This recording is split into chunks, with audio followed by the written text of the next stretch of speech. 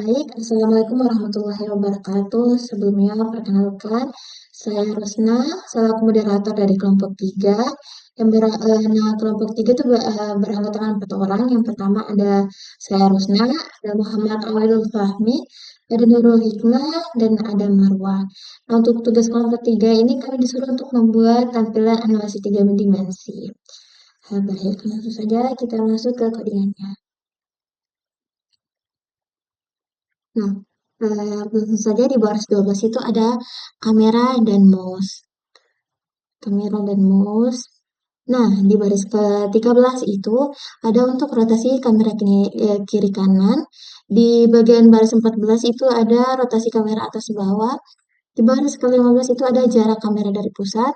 Nah, yang ke baris 16 itu ada untuk kamera. Nah, di bagian animasinya kan nanti tiap dipindahkan itu ada 3 posisi kamera. Yang pertama itu ada X, Y, dan Z. Nah, di bagian ini codingannya. Selanjutnya itu ini untuk kontrol mouse.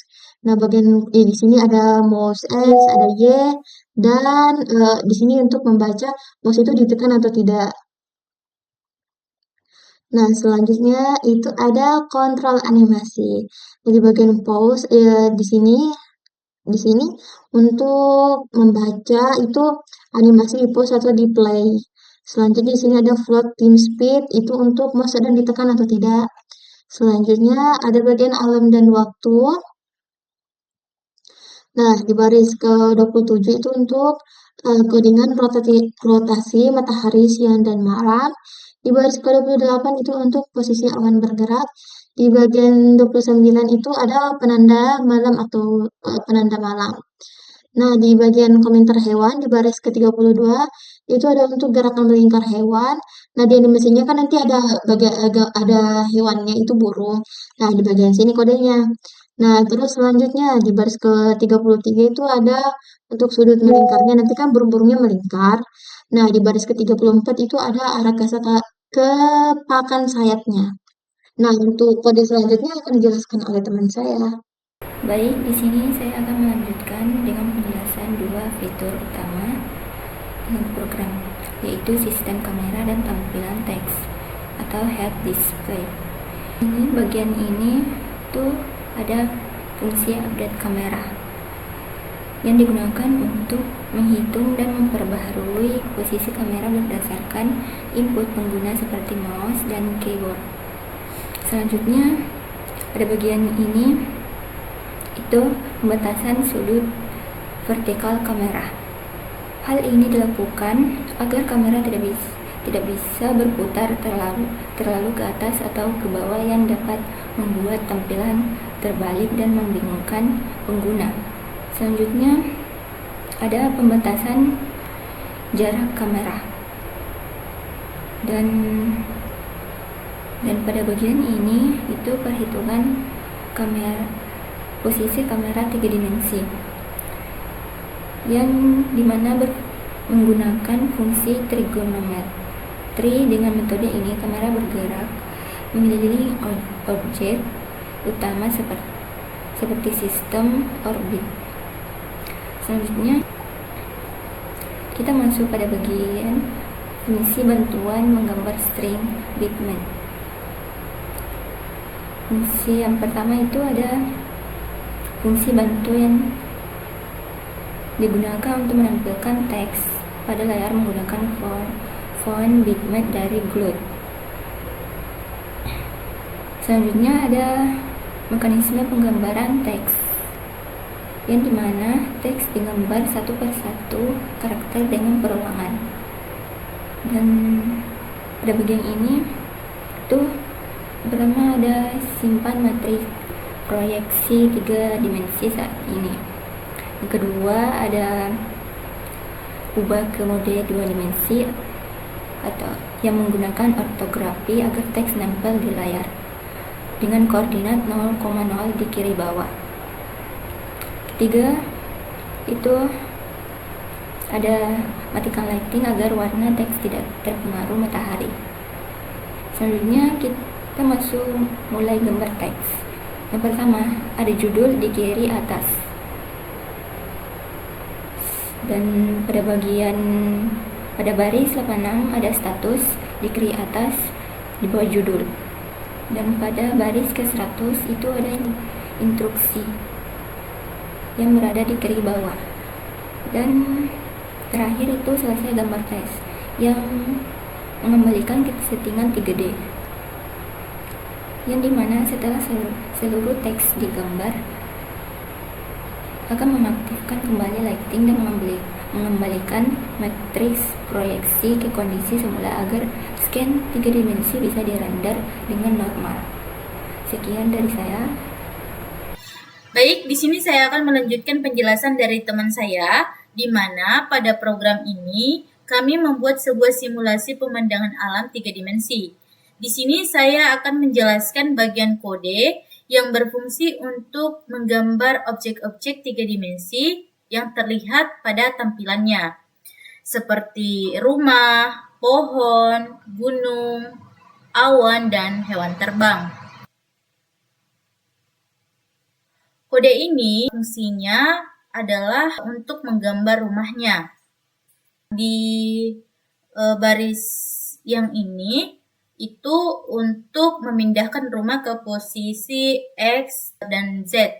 Kemudian yang ini adalah kode size agar rumah tidak tenggelam ke tanah. Nah, ini untuk warna tembok rumah. Di baris 132 itu atapnya diarahkan ke atas tembok. Kemudian ini warna atap, ini fungsi untuk memutar atapnya.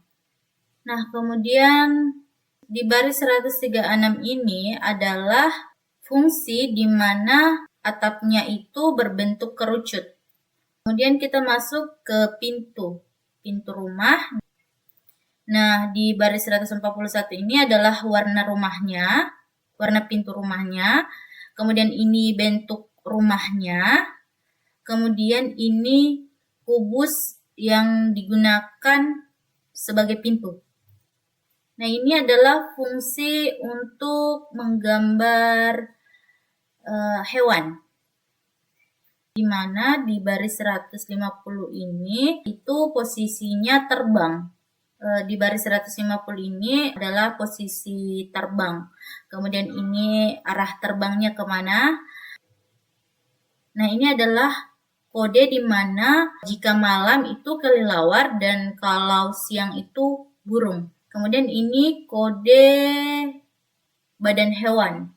Untuk menggambar sayapnya itu kodenya ini, sayap kanan dan sayap kirinya. Yang dimana di baris ke 163 yang ini adalah kode untuk kepakan sayapnya atau animasi kepakan sayap burung. Begitupun yang sayap kanannya. Kemudian ini adalah kode untuk menggambar pohon, di mana di 186 ini adalah warna batang pohonnya. Kita menggunakan warna coklat. Ini posisi pohonnya di 185. Ini warna batang pohonnya. Kemudian ini adalah warna daunnya, yaitu warna hijau. Nah, sekarang kita masuk ke fungsi menggambar objek gunung.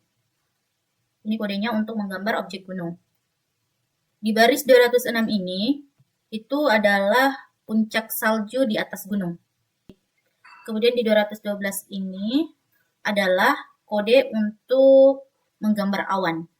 Ini untuk warna awannya, ini untuk kode bola-bola yang disatukan sehingga membentuk seperti awan. Jadi sampai situ saja penjelasan dari saya mengenai fungsi menggambar objek 3 dimensi. Selanjutnya akan dibahas oleh teman saya. Baik, saya akan melanjutkan penjelasan codingan. Di bagian ini itu untuk mengatur warna background langit. Jika malam, itu warna biru gelap. Dan jika siang itu warna biru langit. Terus bagian sini membersihkan buffer warna dan buffer kedalaman, mereset transformasi. Terus untuk di bagian sini itu mengatur posisi dan arah kamera X, kamera Y dan kamera Z. Posisi kamera itu 0,0,0 titik yang dilihat kamera. arah atas kamera itu 0, 1, dan 0. Untuk di bagian kedua itu pengaturan pencahayaan matahari dan bulan. Mengubah derajat rotasi matahari menjadi radian. Posisi cahaya berdasarkan rotasi. Jika cahaya berada di bawah horizon malam hari, itu membalik ke posisi cahayanya. Warna cahaya malam kebiruan. Jika siang hari, warna cahaya matahari. Mengatur posisi sumber cahaya. Ketiga itu matahari dan bulan. Rotasi matahari bulan. Rotasinya itu di bagian sini.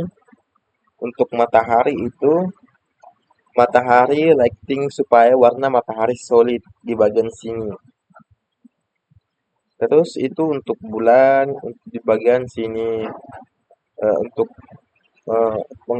mengatur rotasi matahari.